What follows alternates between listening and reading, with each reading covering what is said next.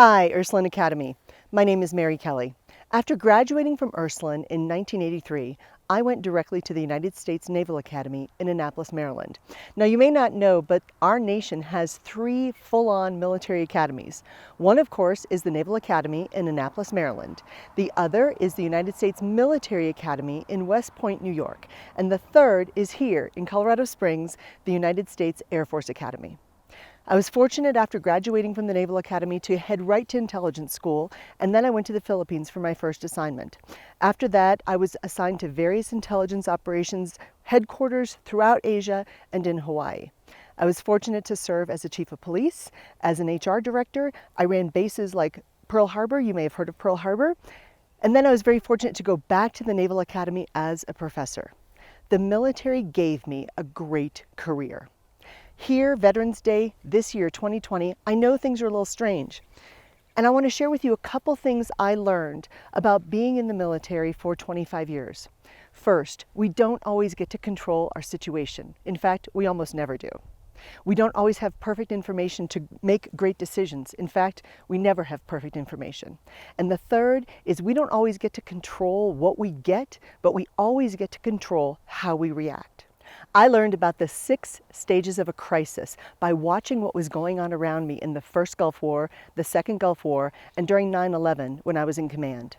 And what I found is that in the initial start of a crisis, people tend to reject the seriousness of what's going on. It's a rejection.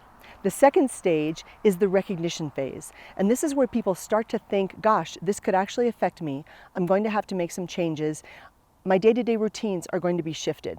Our brain struggles with this. The habenula of our brain, which governs our actions and our behaviors, actually pushes back against this stage because we just don't want to do it. But then there's the realization stage. And this means I'm going to have to adapt. I'm going to have less time commuting. I'm going to have less time with my friends. I'm going to have to practice social distancing, whatever that looks like in the realization phase. And then it gets us to the resolution phase. And that's we're all in this together and we know what to do. We can help each other. We can support each other. We've got this. But those first 4 stages are very myopically based. It's all about me, we, my community, my classmates, my world, my family, my job. In the next 2 stages of a crisis, stages 5 and 6, which is the new reality and the new realignment, this is where leadership kicks in. The new reality, of course, says that we understand thousands of details moving forward are going to change. We've got to focus on what we can control, and we have to not worry so much about what we can't control. In the Navy, we say you can swim with the tide, you can swim against the tide, or you can float with the tide. True leaders not only swim with the tide, they get out ahead of that wave and they swim hard to make sure that they are leading the changes in the best possible way. Part of being a leader is being an optimist. Now, I'm not talking about sunshine and rainbows and sparkles and unicorns and just being happy all the time for no apparent reason. A true optimist looks at any given situation and says, you know what? I can make that better. That's what an optimist thinks. And in the 6th stage of a crisis, it's all about how we serve other people. And this is the message, this is what Serviam stands for. It means being a servant leader to other people. It's all about how can we better help other people? What can we do to better serve others? Who is in great need right now, and how can we fill those needs in our community, with our families, with our friends, and then in our future school and job and our other endeavors in life? It's all about who we serve, who we help, and how we can best get there. Now, for many of us, you think, well, gosh, what can I do now? I'm still a student. I'm still struggling myself. And you've probably got friends who are struggling as well. Sometimes we look at a situation and we think, gosh, everybody else's life looks better than ours, especially if you believe everything that's going on social media. And we all know that's not true. You've probably got friends who are feeling what I call lost, a sense of loneliness, a sense of opportunities lost, a sense of that fear of missing out in terms of opportunities that they could have taken advantage of, but they just weren't able to. Maybe they're feeling stressed because of, gosh, a lot of things going on at home. For some people, spending more time with their family is great. For others, it may be more stressful. So some people are experiencing higher degrees of stress. Maybe you're fighting for bandwidth or computer time at home with your other siblings or other people in the house. Maybe your family is part of that era of families where 52% of the young people ages 18 to 29 are back living at home with mom and dad. And that leaves more people in smaller spaces, again, competing for time, for bandwidth, and for resources that in some households may be a little scarce. And some of you are feeling as though time is just getting away from you. For some of you, this might be your senior year and it's not turning out to be the way you thought it was going to be. Again, we don't get to control the hand that we're dealt, but we always get to control how we react. So I want to give you 7 ideas on how you can react and help other people through what we're going through right now.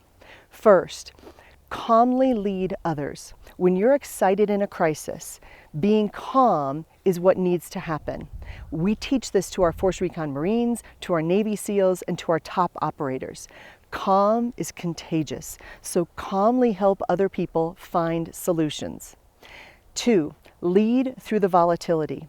It's a volatile time, and so ask your friends, say, how are you doing on a scale of 1 to 10? Don't just say, hey, how you doing? Because they're going to go, good, great, fine. Doesn't really tell you much. What you want to do is say, hey, on a scale of 1 to 10, where are you today? With 1 being, I don't know if I can take it anymore, and 10 being, I'm absolutely fantastic. Give people a basis so that you know how you can respond and lead. And some of you are thinking, but I'm not a leader. Yes, you are. You're absolutely a leader. Everyone in our school has always been a leader. And now is when we need leaders to step up. Number 3, adapt to changing situations. We're resilient people. We know how to bounce. We know what to do. And adapting quickly helps us move forward and help the people around us move forward. We also want to make sure that we are moving toward the right objective. Help your friends see their purpose, see their goals, and help them find what their meaning in life is. A lot of people right now are struggling to find their purpose. They can't see their friends, maybe they can't work at their job, maybe their volunteer hours have been cut short, and they were hoping that that volunteer time might help them identify what they want to do in the future. Maybe that's not available now. We also want to make sure that we help other people move forward with that purpose. Next, we want to promote collaborationship. When I was a professor teaching at both the Naval Academy and at the Air Force Academy, I would tell my midshipmen and my cadets, collaborate, cooperate, and graduate together. Promote collaborationship. Help each other through this.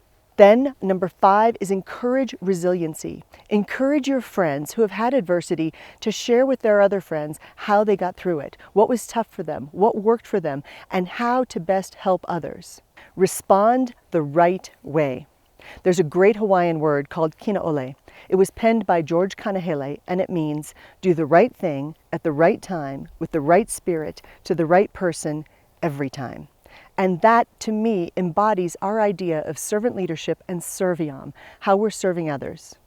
As we celebrate Veterans Day, November 2020, I would like to just ask you to remember the veterans you may have met, the veterans who have gone before us, and the veterans you might be in the future. Veterans Day is all about people who have served in their country's uniform. In peacetime, in wartime, it's just the idea of service. So this is different from Memorial Day. Memorial Day is when we celebrate those people who have passed away or died in the service of their country. Veterans Day is about anyone who ever wore the uniform in service. Serviam is something my family has practiced. My older brother was a Marine Corps helicopter pilot for 26 years on active duty. His wife was a naval officer as well. My husband was a Force Recon Marine, and my younger sister, also an Ursuline graduate of class of '85, was in the Air Force for 20 years. My younger brother was a Navy pilot. Oh, and my sister married a Navy guy too. So service and Serviam in our family is something we grew up with, and going to Ursuline just strengthened that message.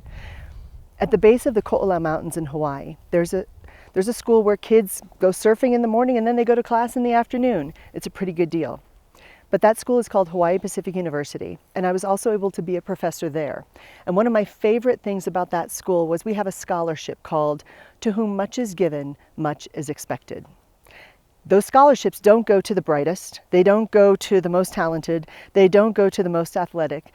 They go to those people who are identified as just needing a little bit of a push forward, just a bump, something to help them along and make things a little bit easier. So I want to tell you, to whom much is given, much is expected. You all have a gift, and that gift is the education you're getting from this school. But you've also got a gift in the people who are around you who want to help you move forward. So now is the time to ask others for help if you need it. Now is the time for you to give other people that push forward. And now is the time to remember gratitude, not only for what we have, but also for, again, the veterans who came before us. Thanks very much.